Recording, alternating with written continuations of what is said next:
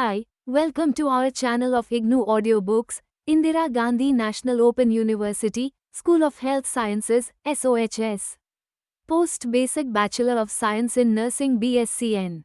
PB, revised. Second year. BNSL 207 Pediatric Nursing. Block 1 Nursing Techniques in Pediatric Care. Unit 4 Organization of Neonatal Care Unit. 4.0 Objectives. After completing this practical, you should be able to describe the physical layout of neonatal care unit, identify the personnel required for providing optimal care to high-risk neonate, operate various neonatal equipment efficiently, and provide nursing care to neonate being nursed with various devices. 4.1 Introduction. The organization of a good quality neonatal care unit is essential for reducing the neonatal mortality and improving the quality of life amongst survivals. The emphasis should be laid on developing a sound infrastructure to ensure delivery of safe nursing care, promote asepsis, adequate space availability of running water round the clock, centralized oxygen and suction facilities, maintenance of thermos-neutral environment, ready availability of adequate linen and disposal and sophisticated electronic gadget is mandatory to provide care to high-risk neonate. 4.2 Physical Layout. In this section we shall focus on location flow plan, ventilation, lighting, environment temperature and humidity, acoustic characteristic, communication system. 4.2.1 Space and location. Each neonate should be provided with a minimum area of 100 square feet. Neonatal care unit should be located as close as possible to the labor room and obstetric operation theatre to facilitate prompt transfer of sick and high-risk neonate to NICU. 4.2.2 Flow plan. The neonatal care unit should be preferably in a square space so that abandoned open unencumbered space is available. The wall should be made of glazed tile and windows should have 2 layers of glass panes to ensure heat and sound insulations. Wash basins with elbow or foot operated tap. Having round-the-clock water supply should be provided. The door should be provided with automatic door closures. Built-in wall wooden cabinet with foldable cover should be used for stocking purposes. There should be isolation room where neonate with neonatal sepsis should be nursed. There should be breastfeeding room for promoting practice of exclusive breast feeding and educating mother. KMC area can be made available also in the unit. 4.2.3 Ventilation and lighting. Effective air ventilation of nursery is essential to reduce nosocomial infection. The most satisfactory ventilation is achieved by laminated airflow system. Simple methods to achieve satisfactory ventilation consist of provision of exhaust fan in a reverse direction near the ceiling for input of fresh uncontaminated air and fixation of another exhaust fan in the conventional manner near the flow for air exit. Constant positive air pressure should be maintained in the nursery so that contaminated air from the corridor does not gain access into the nursery. The nursery must be well illuminated and painted with white or slight off-white color to permit prompt and early detection of jaundice and cyanosis. It is best achieved by cool white fluorescent tubes to provide at least 100-foot candle, shadow-free illumination at the infant level. 4.2.4 Environment Temperature and Humidity. The temperature of the nursery complex must be maintained around 28 plus or minus 2 degrees centigrade to minimize effects of thermal stress on the babies. This is best achieved by centralized air conditioning having temperature control knobs in the nursery. Portable radiant heater or infrared lamp can be used to provide additional source of heat to an individual infant. Humidity is maintained around 50%. Neonatal care unit should be equipped with room thermometer and hygrometer. 4.2.5 Acoustic characteristic and communication system. Sound intensity in the nursery should not exceed 75 decibels to protect hearing of nursery personnel and infants. Telephone rings and equipment's alarms should be replaced by blinking light. Decibel meter should be installed to monitor sound level in the nursery. The beneficial and soothing effect of meaningful sounds such as gentle music or recording of parent voice should be harnessed to provide physiologic stability to the babies. The nursery complex should be provided with an intercom system so that additional person can be called for help in case of emergency. A direct line, external telephone is mandatory so that parents have an easy access to inquire about welfare of their infants. Mobile phone should not be used near the vicinity of nursery because the electromagnetic waves are liable to interfere with the functioning of the electronic equipment. 4.3 Personnel. It is important that while allocating nursing, medical and paramedical staffs, the needs of the neonatal unit should not be ignored. The highest priority in the organization of neonatal unit is the availability of sufficient number of adequate trained personnel, especially the nurses. The High Power Committee has recommended 1 nurse is needed to offer special or intermediate nursing care to 3 babies or intensive care to 1 infant. The National Neonatology Forum of India has recommended that at least 1 trained nurse should be allocated to provide coverage to 4 babies in the special care neonatal unit. The allowance should be kept for additional 25% staffs to provide for the exigencies of day off and leave. The continuity of the service can be maintained if at least 5% of the nurses are rather permanent and not transferred frequently, as is the usual practice in general hospital. Neonatologist should devote his full time to improve the existing standard of neonatal special care service. The unit must also have an independent senior resident doctor and 1 junior resident round the clock for every 8 babies requiring special care. A laboratory technician should be available to operate bilirubinometer, glucometer, microcentrifugation, CRP kits and blood gas analyzer. A biomedical technician or a link person is essential to maintain a liaison with supplies of equipment to ensure their smooth functioning and prevent breakdown. When ventilator facility are established, respiratory therapist is a useful member of neonatal team to monitor ventilatory settings. 4.4 Equipment. In neonatal care unit, various equipment are used either for monitoring the physiological status of neonate, for example pulse oximeter and apnea monitor, or for maintaining temperature and other therapeutic purposes, for example phototherapy unit, radiant warmer and incubator. 4.4.1 Incubator. The incubators are essential to provide an ideal microenvironment.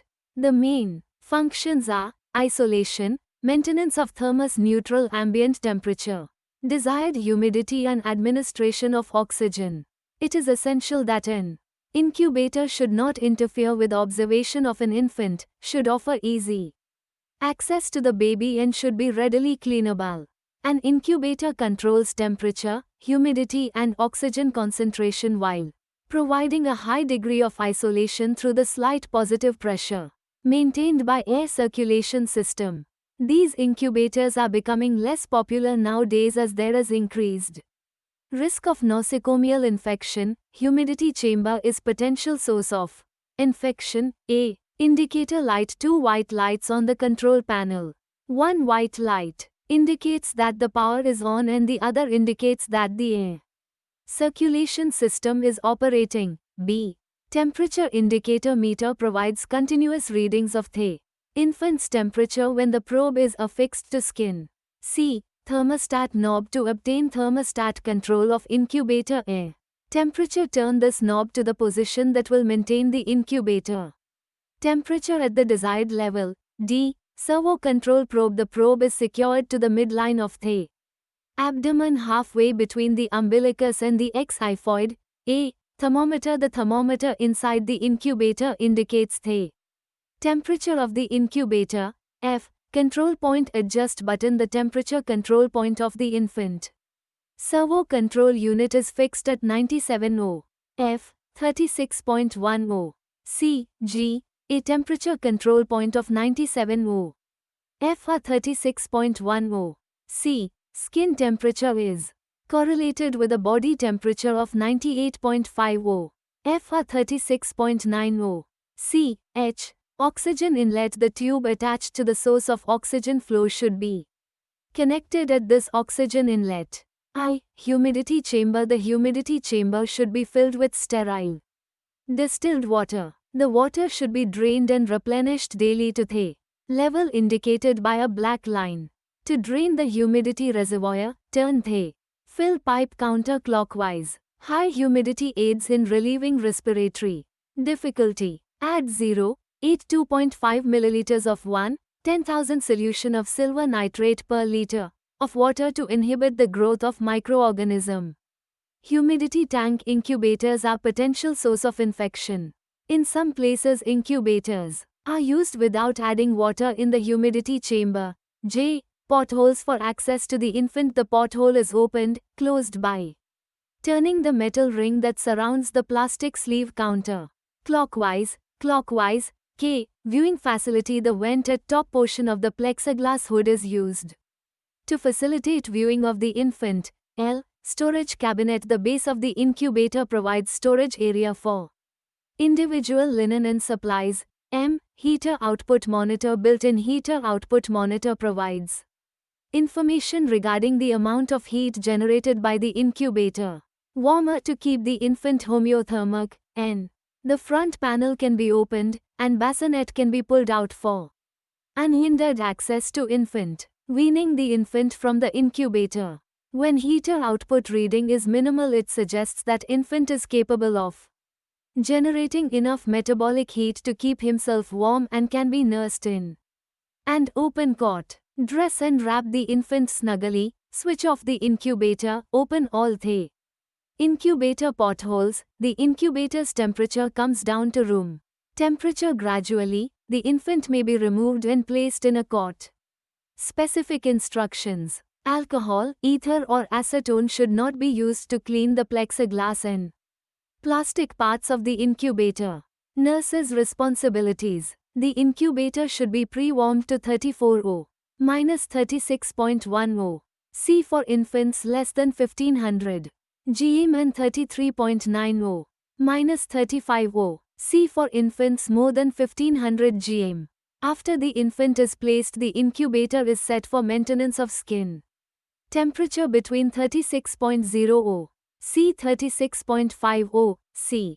The infant need not be fully clothed, a diaper is only put. Ensure that servo control probe is in place and properly secured over the right hypochondriac area, in supine position, and in loin, in prone position. 2. Detect hypothermia. Reposition the probe when infant is turned. Never place a probe under the infant. The weaning of infant from incubator should be a gradual process. The unit should be thoroughly disinfected every day. Record temperature and humidity of the incubator and the responses of infant. Do not open the incubator during the routine care. Abrupt change in the temperature can cause untoward metabolic responses in the newborn that may cause apnea. Humidity chamber should be drained and filled daily, if required. Nowadays, the humidity chambers are usually kept dry. 4.4.2 Radiant warmer. A radiant warmer is a device used to maintain the body temperature of the newborn and thus plays an essential role in minimizing oxygen consumption, reduces apnea and helps maintain acid-base balance. The infrared heat is preferable because it directly warms the subject without affecting the temperature of intervening environment. Open care system is equipped with an overhead radiant warmer and skin thermistor with servo control is becoming increasingly popular and preferred over an isolate incubator because of easy access to infant and less chances of nosocomial infection. 1. Hood contains the radiant heat panel. The radiant heat panel will automatically turn on and off to maintain the infant's temperature as desired by temperature control and thermistor attached to the infant. 2. Panels. There are 4 panels, 2 side panels, head and foot panel. 3. Bassinet procedure table. The bassinet may be placed in varying levels of Fowler's or Trendelenburg position by squeezing the handle under the tabletop. 4. Storage area. Linen and equipment necessary for the individual care of Infant may be stored here. 5. Control panel. A. Off on switch, turn power on or off. B. Power light, amber light illuminates when power is on. C. Set temperature, set the temperature between 36°C minus 36.50°C. C. Radiant energy is maintained at a level that will maintain the desired skin temperature. Skin sensor probe, it is fixed to the abdominal skin midway between umbilicus and xiphisternum. The skin sensor feeds the information regarding temperature of the baby to thermostat, which automatically regulates the output of the heat to maintain desired skin temperature. Heater output provides information regarding the amount of heat generated by the incubator warmer to keep the infant normothermic. Visible, audible alarm speaker, red light flashes, emits audible alarm when temperature measured by thermistor is plus or minus 1°. C. Set temperature, i.e. 36° minus 36.5° C, 4.4.3 phototherapy unit. Principle: photoisomerization and photooxidation change indirect bilirubin into water soluble substance, direct bilirubin. Operational instructions: adjust the angle and height of the lamp housing to the desired position.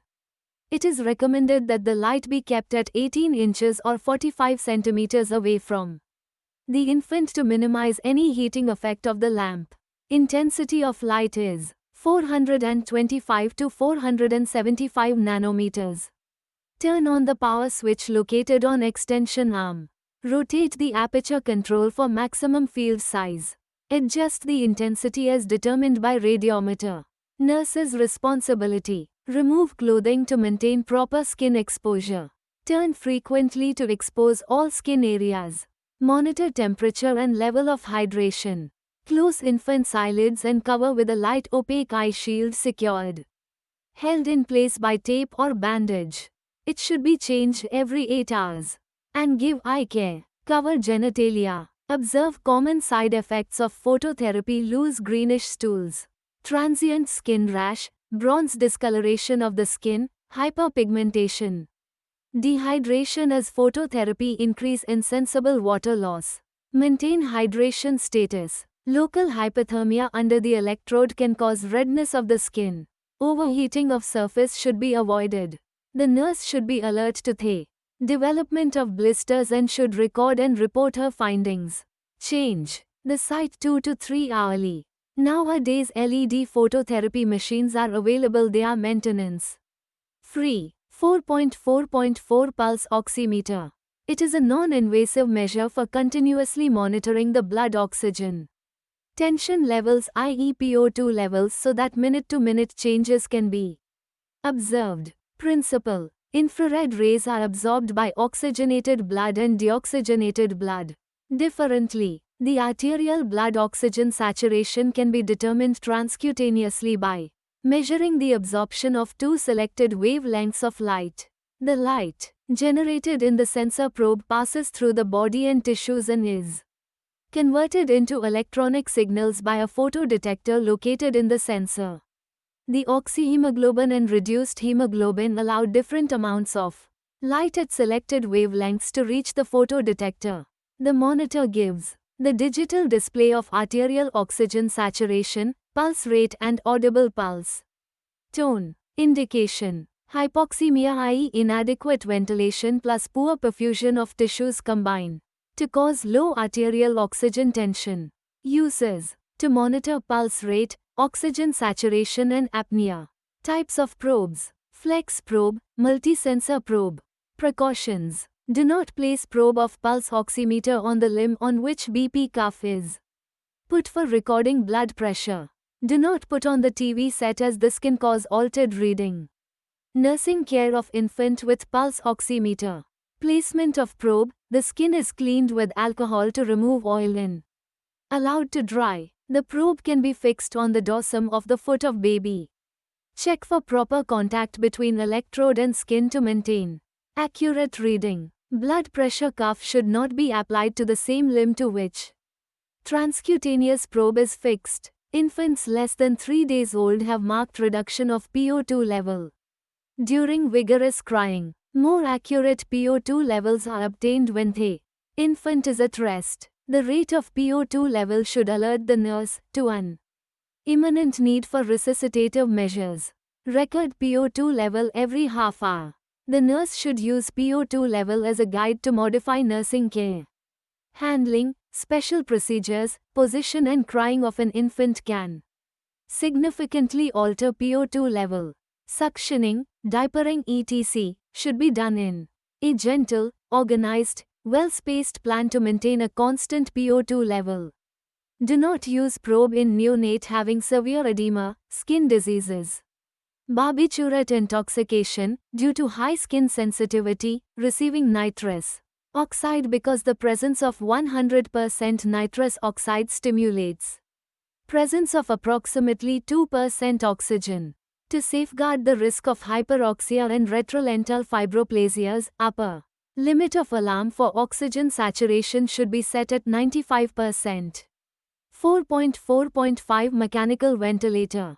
Continuous positive pressure breathing, CPPB, and synonymous term. Continuous positive pressure ventilation, CPPV, positive end expiratory pressure, PEEP, continuous residual airway pressure, CRAP, are designed to prevent atelectasis and to allow for greater oxygen and carbon dioxide exchange at the alveolar capillary level. Ventilators are sophisticated electronic mini air pumps. Assisted ventilation is required in some babies with respiratory failure, hyaline membrane disease, recurrent apneic attacks.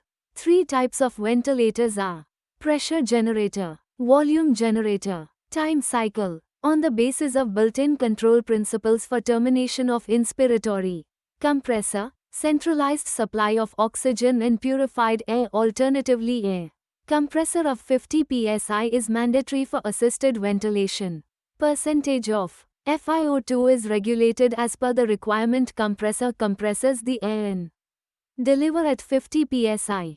It should be washed daily. Pressure manometer provides constant monitoring of the pressure of air, oxygen mixture being delivered to the ventilator. A green wedge on the manometer dial indicates mandatory operational pressure range between 45 and 55 psi. Humidifier module, fill jar with distilled water to the full mark. Thermometer indicates the temperature in the tube system near the patient, and so approximates the temperature of the inspired gas. Endotracheal intubation may be needed in some infants.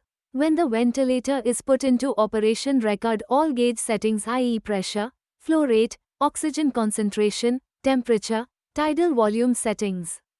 Auscultate and assess the ventilation of both lungs. Observe for hyper expansion and degree and location of retractions. Detect early signs of pneumothorax. Observe the inspiratory, expiratory ratio, normal is 1, 1.5 to 1, 2. Observe for abdominal distension, which can cause undue pressure on the diaphragm, preventing full lung expansion. Observe and record temperature of inspired gas, it should approximate body temperature. Check water volume of humidifying system. Strict aseptic techniques must be observed to prevent infection. Periodic filter changes, culturing humidifying container for bacterial growth, use of sterile suctioning equipment. Suctioning to remove accumulated tracheobronchial secretion. Chest physiotherapy. Monitor arterial blood gas. A sudden fall in PaO2 and rise in PaCO2 indicates deterioration of the patient. Be sensitive to alarm. The position of the infant should be changed frequently. Vital signs, fluid intake and output should be monitored. Complications, atelectasis, pneumothorax, oxygen toxicity, infection, psychological trauma. 4.4.6 Infusion pump. As you have learnt earlier, the amount of fluid to be administered to neonate is based on the neonate's weight and physiological status. It is recommended that in a neonate the fluid should be given through infusion pump because this device allows for a more accurate setting of low rates of fluid administration. An infusion pump can be used to control the administration of small volumes of fluid, blood, medication and total parenteral nutrition. It is important to be familiar with the type of infusion pump used at your institution. Be sure to set controls for both the amount of fluid to be infused and rate of infusion. Check the pump frequently to be certain it is programmed and working accurately. 4.5 Disinfection of equipment. Prevention of infection is more cost-effective than treating infections in neonate. Thus, every hospital should establish its own detailed guidelines to prevent infection in neonatal care unit. Basic requirement for asepsis are running water supply, soap, elbow or foot operated taps, strict hand washing, adequate disposables, good housekeeping and asepsis routine.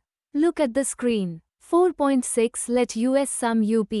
In this practical you have learnt about organization of neonatal care unit and nurses' role in maintenance of safe environment and promoting asepsis. You have also learnt operation of various equipment used in nursery and nurses' responsibility. Thank you for watching. We will see you in the next video with the next chapter.